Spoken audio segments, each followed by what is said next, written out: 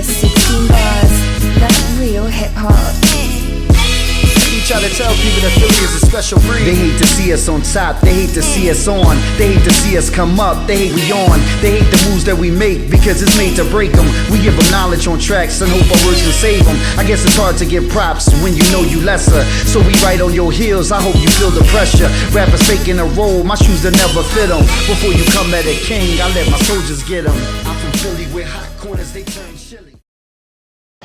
Often when we come to gatherings like this and we talk about supporting black businesses, we talk about what was included in this great documentary. We talk about this whole crabs in the barrel mentality and the lack of trust and how we should be like the Asians or the Jews or the others. But we have to stop saying that. And the reason why we have to stop saying that is that the Jews weren't attacked like the black folks. The Asians weren't attacked like the black folks. All those other ethnic groups to this day, they speak the same language of their ancestors. They practice the same religion of their ancestors. They have the same cultural traditions as their ancestors. So of course they're going to support their businesses.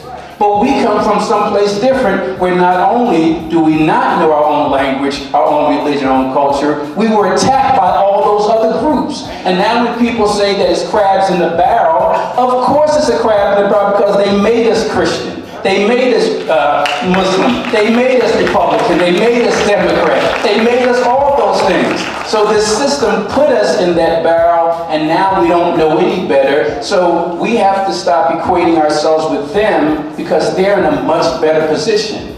What do we do now? We are split as a group, so what do we do? Well, the one thing we have to understand is that it can't be one-stop shopping. And what I mean by that, we can't come to events like this and think that, hey, we'll see this great documentary, we'll hear from these great panelists, and then we'll go out and win the war, the economic war. Of course we're not. It's like any battle. You have to, in fact, I think Booker T. Washington said it best when he talked about putting your bucket down where you are. And that's exactly what we have to do. If we could have the solution to the economic disparity of all black people today, we'd do it, but we can't. Just because you can't do everything doesn't mean you shouldn't do anything. And each of us has at least one thing we can do. By the way, Raheem, I misled you like I mislead juries. I always tell them 30 seconds, but I know from the very beginning, oh damn, 30 seconds. I'm just going to keep going to the stop. I didn't believe that in 1 second. But 1 minute, just quickly. So what can we do? Each of us are part of something, whether it's the church, the mosque, the recreation, whatever it is, we can try to focus on that thing. Let me give you a prime example. I'm a member of a fraternity. I don't know why black people who should know better, who go to colleges, call themselves black Greeks. We ain't no damn black Greeks. In fact, the Greeks stole that whole thing from us, but that's a whole different thing. But what I will say is this. There's a group among these 9 fraternities and sororities. It's called the Divine Nine. And these Divine Nine are part of the National Panhellenic Council. And these people in each of these organizations, the Kappas, the Qs, the Sigmas, the AKs, all of them, there's approximately about 150 to 200,000 per organization. Let's round it off and say that each of the 9 have about 200,000. Every damn month of the year, we all go to these hotels and these convention centers. Why don't these Divine Nine, and I know for Kappa Alpha Psi, we pay about $600 a year for membership. So let's say that those 200,000 times 9, that's 180,000. Round it off to 200,000. 200,000 so-called black Greeks, but really people from ancient Kemet and the mystery school, better term. But let's say these 200,000 black Greeks times 9, 180,000. That's about 200,000 members of fraternities. If we pay about $500 a year for membership, it costs approximately $200 million to build a hotel. The Baltimore Convention Center costs $200 million. What we need to do is, and I'm going to do it, and I hope that anybody who's a member of a black fraternity or a black sorority, contact me at michaelcord@msn.com, and we can start a movement to get our organizations, instead of giving these monies to the Sheraton and the Holiday Inn, we can build our own convention center. Not only because it's the right thing to do culturally, but you can make some money from it. So again, if anybody's interested, and my answer to your question is ATTACK, the group I'm a part of, the group that fought the battle to get the slave memorial at 6th and Market, we're trying to reach out to members of the ATTACK organization who are members of these so-called Black Greek organizations. I met a brother who's a member of Omega Psi Phi. He's an active member of ATTACK. He and I are going to reach out to the Kappas and the Qs. We're trying to reach out to AKAs, to Deltas, and get some conscious Black folks who are part of these groups to kind of infiltrate. And when I joined the fraternity, I did what people do, and we get the secret handshake and all that kind of stuff, and we do that crazy stuff. Well, get in it, and then once you get in it, use it. So to answer your question, ATTACK is going to infiltrate the National Pan-Hellenic Council and get Black people to do the right thing. And here's some of the economic challenges we have. We have both social and economic. This is what makes our situation a little bit unique. And where we start matters. The Black community right now dominates in every negative demographic. Dominates. Where you're 2 or 3 points differential, we can have 20, 30 point differential. And it's invisible in every positive demographic. And those positive demographics are economics, jobs, business creation, wealth, income, business growth. So given our economic challenges, we as a community have not been able to meaningfully aggregate and align our capacity to challenge these issues. So my question to everyone, do you believe that your work and your work alone is going to save our community? And if not, what are you doing about it? I know for myself, to my knowledge, someone correct me if I'm wrong, I'm the only Black Muslim owned and operated medical practice in the city, to my knowledge. Well, we got, what, 200,000? This is a number that I've heard of Muslims here in the city. I think I should be able to have some type of territory, but if you're trying to really grow it or have a more long-term vision, you would have to work with the educational piece, the pipeline component of it, because as I mentioned before, even if I wanted to get a partner, I never wanted to be a solo practice. Even if I wanted to get a partner, I have very slim pickings. If I'm trying to, really keep that same vibe, this, Black-run practice, then my list of who I can even get to join me just shrinks. And the pipeline is not producing right now an inventory that you could work with even in the future. Not currently. Right. I mean, you have people, it starts young, of course, and that's why I think it's so valuable what universal schools are doing. But even when I was coming through, there were different programs that when I try to find those same type of things for my son, I have an 11th grader, I really struggled to find even similar things to for someone who was a high achieving student to really easily navigate that path. There were many people, I went to Penn undergrad, there were many people who didn't even get through that. They had to be some of the best at Penn. They didn't even get through that to go to medical school, so it's a very treacherous path to go through. We have to really start building that pipeline if we're serious about wanting, many of us are fearful to even see a doctor because we don't trust. But we have to be serious about building a pipeline to create the doctors that you feel comfortable to see. Marcus Garvey said either go home, either self-determination or go home and die.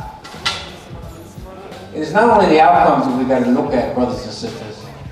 We got to look at what produces these outcomes. We have to go into the continuum. And so one of the biggest issues in education, I can tell you right now, is the lack of Black teachers. Just like the information you just described, the lack of Black doctors.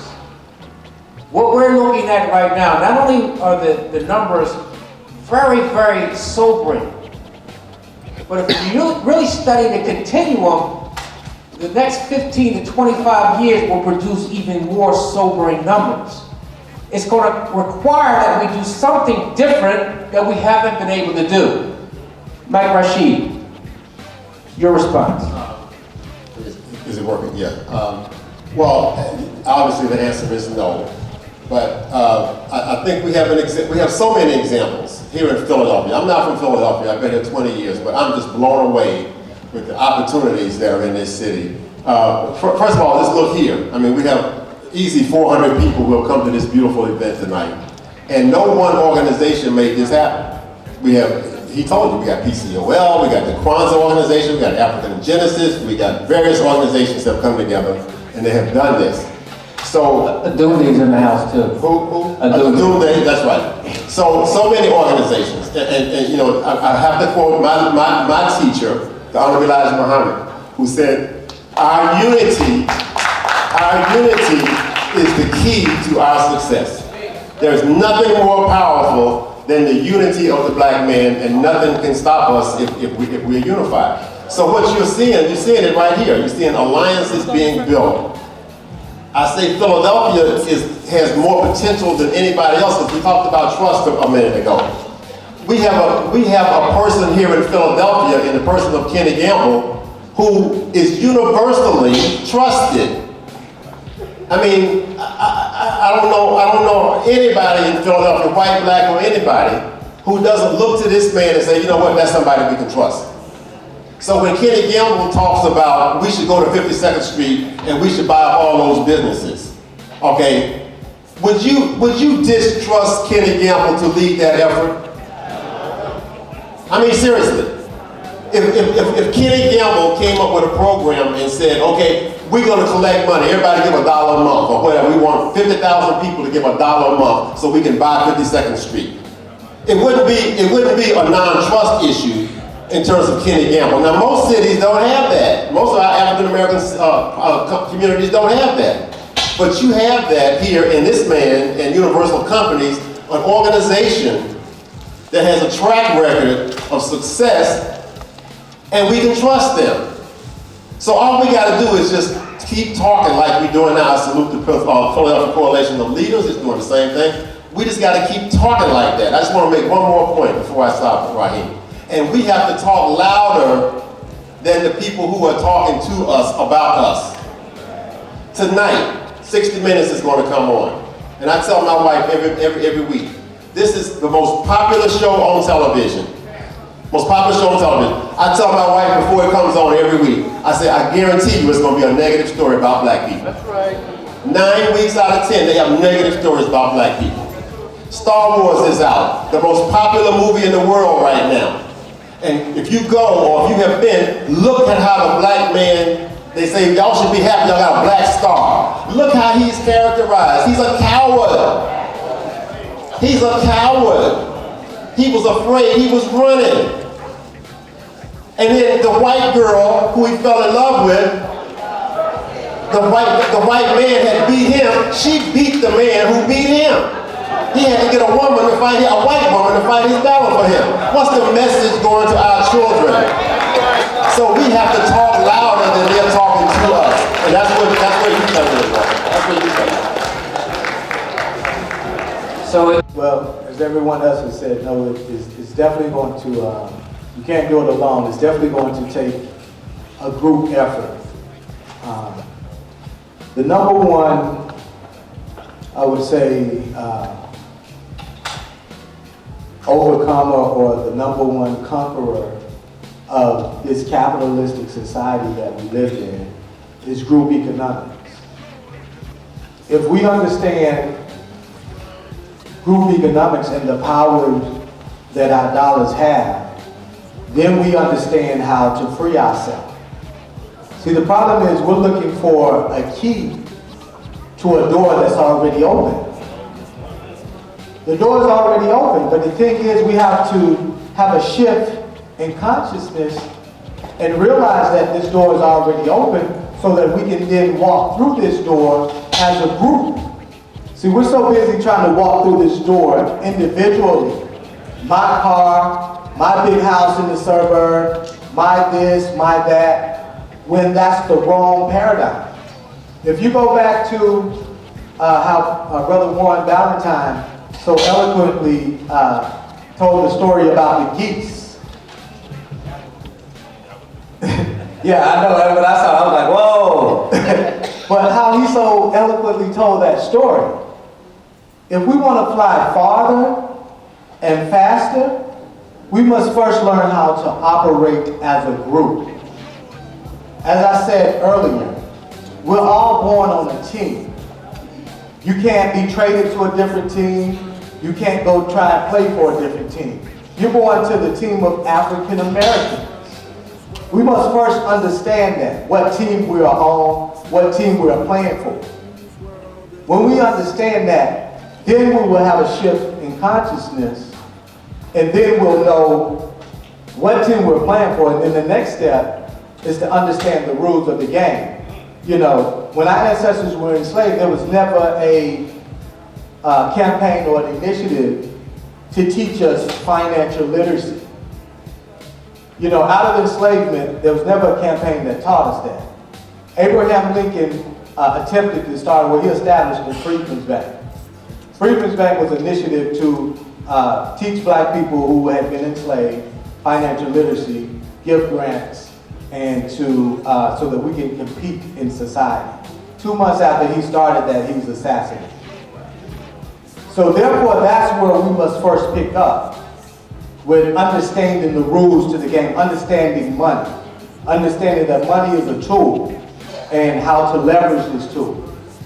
That's the first step. And then the other thing is we have the internet at our fingertips. Never before have we had this opportunity. And with the internet, that's our biggest tool right now that we can use. That's a tool that we can all have a platform on. We can all identify and say, okay, this is going to be the page, this is going to be the name, and this is what we're going to transmit energy, thought power, to grow this particular brand or to grow this idea. So it starts with that. Like we have to use the internet. Black Friday was just a concept last year. This year, Black Friday is a brand, is a product, a tangible product that's being sold on the internet around the world, as far as Kuwait, Australia, Hawaii, and all of these places. But the reason why that is done is because, number one, I looked at the internet as my friend, and I said, if I don't have any products to sell in 2015, I'm hustling backwards. It's about products, people. We're the #1 consumer of products in America. We consume everything, but we produce the least amount of products.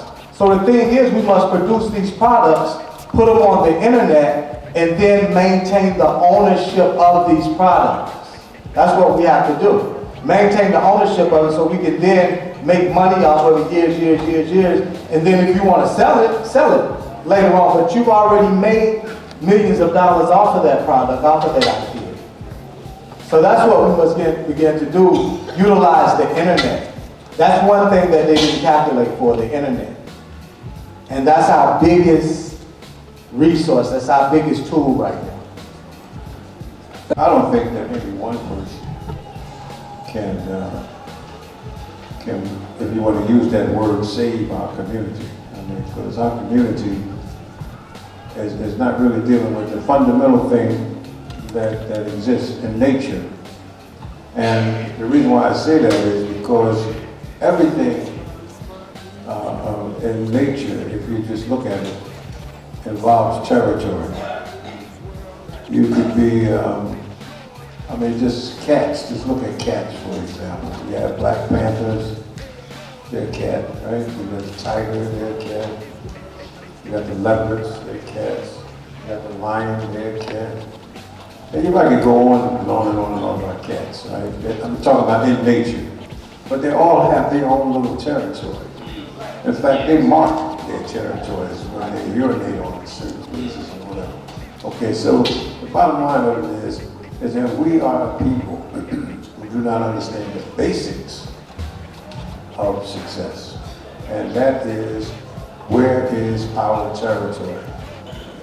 We're all over the place. Because if you divide and scatter every one of us all over the place, then we can't really penetrate. We can't really get our strength. So when you think of Chinatown, China, the Chinese, they have Chinatown. Right? You go down Chinatown, they have export, import business, they do business all over the world. They have all their restaurants, they have jobs for their people, and they do what they want to do. You don't see the police running down there beating people in the head, you know what I mean? Because they police themselves to a degree. So and then you start to think of the Russian community. Now there's a strong Russian community in Philadelphia, you know, up in the Northeast, right? And there's a strong Polish community in Philadelphia. This is all over the country though, that these people, they put their little groups together. The Italian market, okay? Am I saying things that you're familiar with? Okay, so the bottom line of it is that, so you look at North Philly, we had Columbia Avenue, we had Susquehanna Avenue, we didn't own none of those businesses, still don't own none of those businesses. West Philly, you had 52nd Street, you had 60th Street, you had Baltimore Avenue, still don't own none of those businesses up there. All right, South Philly, you had Point Breeze Avenue. We were basically groomed, and so I think we're at a stage now where we've got enough information. We've been trying to get information for all of these years, but the one thing that I think is what's missing is that who's going to make the sacrifice? Who's going to make the sacrifice to produce what we see? You're not going to get around it. You're not going to get around doing for yourself. You're not going to get around being with each other. That real hip hop. Y'all know how we do.